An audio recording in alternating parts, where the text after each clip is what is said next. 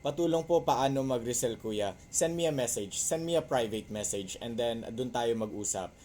Bigyan kita ng wholesale price para may room of margin ka pagdating sa pag ni-resell mo siya, malaki ang kikitain mo kasi ang pwede mong patong dito is between 10 to 40% eh. Yung presyo dito sa TikTok at saka nakikita sa ibang platforms, hindi ko na lang banggitin para hindi ako ma-violate na naman.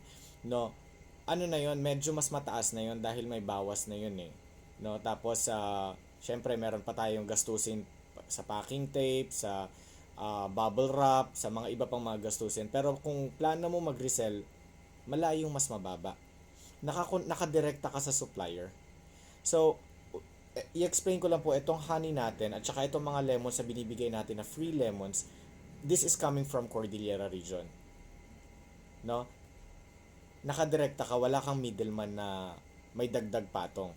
So, yung presyo ng makikita niyo sa TikTok shop at saka kung kukuha kayo ng wholesale price, malayo talaga.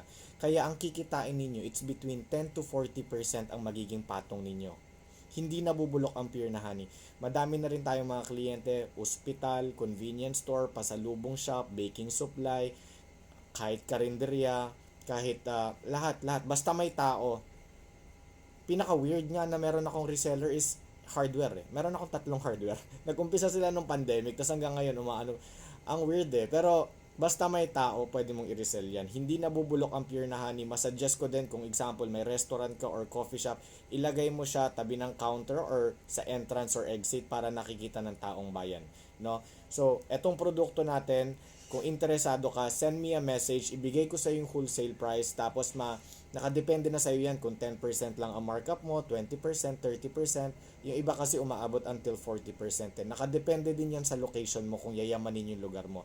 Pero sa mga interesado mag-resell, basta may tao, mabibenta at mabibenta tong honey na to. I-message nyo lang ako. Maraming salamat. Thank you.